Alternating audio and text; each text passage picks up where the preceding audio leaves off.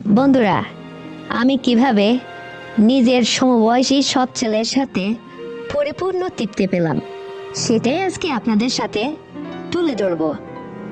আর এই গল্পটি আপনারা শুনলে অবশ্যই আপনাদের নিজের জল গড়িয়ে পড়বে। তো চলুন শুরু করা যাক। আর তার আগে বন্ধুরা, আপনাদের কাছে আমার একটাই রিকোয়েস্ট, আমার চ্যানেলটিকে অবশ্যই সাবস্ক্রাইব করবেন আর শেয়ার করে অন্যকে দেখার সুযোগ করে দিবেন। তো চলুন শুরু করা যাক আজকের গল্প। আমার প্রথম যে ঘরে বিয়ে হয়েছিল, আমার সেই ঘরের স্বামী মারা যায়। তারপরে আমার বাবা মা আমাকে ৪৫ থেকে ৫০ বছরে এক বয়স্ক মানুষের সাথে বিয়ে দিল এবং সেই ঘরে যে দেখি সমবয়সী, ঠিক আমার সমবয়সী তার একটি ছেলে আছে এবং আমার সেই হাজবেন্ডেরও ওই একটা ছেলে রেখে বউটা মারা যায়। তো আমি কিন্তু অতটা বয়স্ক না, আমার তখন ২৪ বছর মাত্র বয়স। আর আমার এই সমবয়সী সৎ ছেলেটা বাবার অবস্থা ভালো দেখে কোনো কর্ম করে না, শুধু খায় দায়, ঘুরে ফিরে আর বাড়িতে ঘুমায়, এই তার কাজ। আর এত বড় একটা বিশাল বাড়ি, কোনো লোকজন নাই ওই ফ্যামিলিতে, শুধু আমার হাজবেন্ড এবং তার ছেলে আর আমি, এই তিনজনই সদস্য ছিলাম। আর আমার ওই হাজবেন্ডটা ওই ইন্টার ডিস্ট্রিক্ট গাড়িতে ড্রাইভিং করতো। সে কখন যাইতো কখন আসতো তার কোনো ঠিক ঠিকানা ছিল না। ওই দেখা যায় যদি আজকে গাড়িতে যায় তো ওই ৭ দিন পরে আবার বাড়িতে ফেরে, কখনো রংপুর, কখনো দিনাজপুর, কখনো সিলেট, কখনো চিটাগাং, বিভিন্ন জায়গায় টিপ নিয়ে ভাড়া মারতে যায়। তারপরে আবার ৭ দিন ১০ দিন ১৫ দিন পর বাসায় ফেরে, এসে ২ রাত ৩ রাত থাকে, আবার তো চলে যায়। তো আমার তো দিনকাল শুধু ওই আমার শর্ট ছেলের সঙ্গেই, বাড়িতে দুজনেই থাকি, খায় দেয় আর ঘুমায়, কোনো কাজ নেই।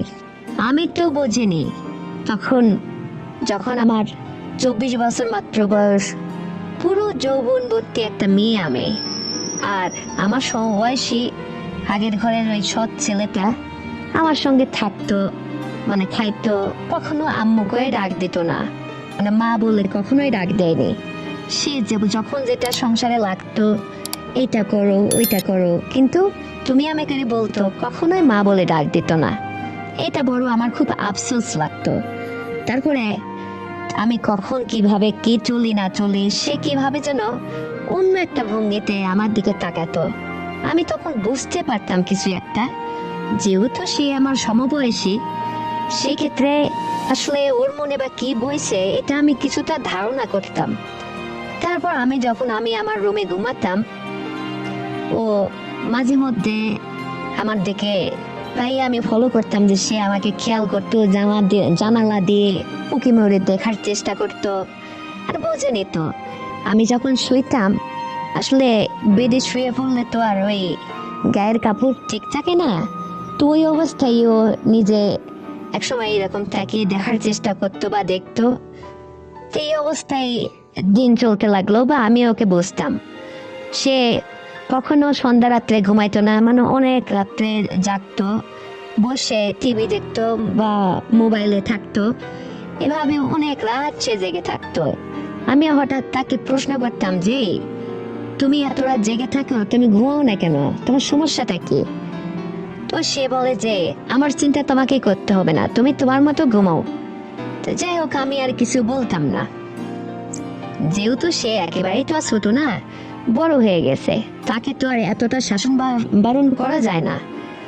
তারপর এমনি দিনের বেলা যখন আমি রান্না বান্না করে খেয়ে দে, কোনো কাজ নেই, তো একটু যদি ঘুমাতাম, বিশ্রাম নিতে যেতাম, তো আমি হঠাৎ একটু ঘুমিয়ে পড়লে আমি মাঝে মধ্যে দেখতাম যে ও এসে চুপে চুপে আমার পাশে দাঁড়ায়, আমার পায়ে সুড়সুড়ি দিত বা কোনো কিছু একটা বলার চেষ্টা করতো। এইটা আমি বুঝতাম। মাঝে মধ্যে আমি হঠাৎ ঘুম ভেঙে উঠে দেখি কেউ নেই রুমের মধ্যে, তখন আমি তো বুঝতামই যে আসলে আমাদের এই বাড়ির মধ্যে তো আর কেউ থাকে না ও ছাড়া। প্রায়ই আসতো, এসে টুক করে আমার পায়ে সুড়সুড়ি দিত বা আমাকে টুকাটুকি করতো, কিন্তু আমি এটা বুঝতাম না যে কে এটা। আমি একটু নড়ে চড়ে যখনই উঠতাম, দেখি যেও নাই, মানে কেউ আমার পাশে নাই। তো যাই হোক, এটা তো বোঝার আর বাকি নেই। তো হঠাৎ একদিন, বোঝেনি তো, সমবয়সী মানুষ, ওরও তো এখন যৌবনকাল, হঠাৎ গভীর রাত্রে আমাকে বলতেছে যে আমি ওই রুমে একা একা ঘুমাবো, আমার তো ভালো লাগছে না, তো আমি তোমার রুমে কিছু সময় থাকি। আমি বললাম আচ্ছা থাকো, মা ছেলে কাছে থাকলেই বা কি হয়, থাকো তুমি, সমস্যা কোথায়। তো সে তো থাকলো, থাকার পরে হঠাৎ আমাকে বলতেছে যে দেখো, আমি তো কখনো তোমাকে কোনোদিন মা বলে ডাকিনি, আর বাবা মারা গেলে তো তোমার দায়িত্ব নেবে কে? আমি ছাড়া তো তোমার দায়িত্বও কেউ নিতে পারবে না, আমিই তোমার দায়িত্ব নেব। আর যেহেতু তুমি, এইটা তোমার দ্বিতীয় ঘর, এই ঘরেতে আসছো তুমি, বাবাও তো বুড়ো হয়ে গেছে, তা আমি তোমাকে আজকে যেটা বলি সেটা তুমি একটু মনোযোগ সহকারে শোনো। তাই বললাম যে কি কি এমন বলবে বাবা, তুমি বলো। তখন বলতেছে তুমি এইসব বাবা টাবা ডাক বাদ দিয়ে তুমি আমার কথা শোনো, আমি যেটা তোমাকে বলবো তুমি যদি রাজি থাকো তাহলে তোমার ভবিষ্যৎটা উজ্জ্বল, তা না হলে অন্ধকারে পড়ে যাবা। তাই বললাম যে হঠাৎ এই কথা, মানে আমি ঠিক বুঝলাম না, একটু বোঝায় বলো তো তুমি আসলে কি বলতে চাইছো। তখনও আমাকে বলতেছে যে দেখো, আমি তোমাকে অনেক ভালোবাসি বা ভালো পাই, কিন্তু তোমাকে একটা কথা বলতে চাই কিন্তু বলতে পারি না, নিজের বিবেকে বাধা যায়, তবু বোঝোই তো, তুমি কি আমার চাল চাহনি চলাফেরা দেখে কোনো কিছুই আজ পর্যন্ত অনুমান করতে পারোনি, বুঝতে পারোনি? তো আমি তখন বললাম যে হ্যাঁ কিছুটা বুঝি, একেবারেও যে বুঝি না তা না, কিন্তু তুমিই বলো যে আসলে তুমি আমাকে কি বলতে চাও। তখনও আমাকে বলে যে আমি তোমাকে ভালোবাসি, আর আমি তোমাকে একটু ছুঁয়ে দেখতে চাই, টাচ করতে চাই। আর বললাম যে এটা অসম্ভব, এটা কি হয় তুমিই বলো, আমি না তোমার মা। তখন ও বলে আচ্ছা আমি কি তোমাকে কোনোদিন, তুমি আমার বাবার এই ঘরে আসার পরে মা বলে ডেকেছি? আমি বললাম যে না, আসলে এটা তাই, তুমি তোমাকে কখনো মা বলে ডাকো না, তাহলে তোমার মনে এসব কি বইছে? তো বলে যে মাঝে মধ্যে যদি তুমি আমার সঙ্গে একটু সময় দাও তাহলে ভবিষ্যৎটা তোমার উজ্জ্বল, কারণ বাবা মারা যাওয়ার পরে আমি তোমাকে রেখে দেবো। তো বুঝেনি তো, আসলে ওর কথা শুনে আমি অবাক হয়ে গেলাম যে কি বলে। আর তাই তো, ওর বাবাও তো অর্ধেক বয়স অর্ধেক কাল চলে গেছে, এখন ওর বাবা কোন দিনে কি হয় না হয়। তারপরে আমার তো দুবার বিয়ে হয়েই গেল, আবার আমি কোথায় যাব, আর এই ছেলেটার সঙ্গে যদি থাকতে পারি, এইসব চিন্তা ভাবনা করে তখন আমি বললাম যে ঠিক আছে বাবা, তুমি আমাকে কি বলতে চাও বলো, কি করবো করো। তখন ও বলতেছে, আমাকে বিছানায় টাচ করে শুয়াই দিয়ে বলতেছে, মানে আমি তোমাকে এখন যেটা করব তুমি রাজি থাকো। তাই আমার তো তখন আসলে ওর স্পর্শ পেয়ে ভালোই লাগলো। যাই হোক, আমি আর কিছু বলতেছি নি, বুঝিনি তো যৌবনকাল এরকমই একটু একটু ছোঁয়া পেলে না ভালোই লাগে। যুবক মানুষ, ও যুবক ছেলে, আমও যুবতী মেয়ে, ভালোই লাগতেছিল। তো তারপরে সে যাই হোক, মাঝে মধ্যে এটা করতো, আমারও ভালোই লাগতো, আর আমিও দেখতাম যে আমার ভবিষ্যৎটা এই ছেলেকে ধরে রাখলে আমার আর কোনো টেনশন করতে হবে না। তো যাই হোক, ওর সব কথাই আমি আসলে মনের কাছ থেকে মেনে নিলাম।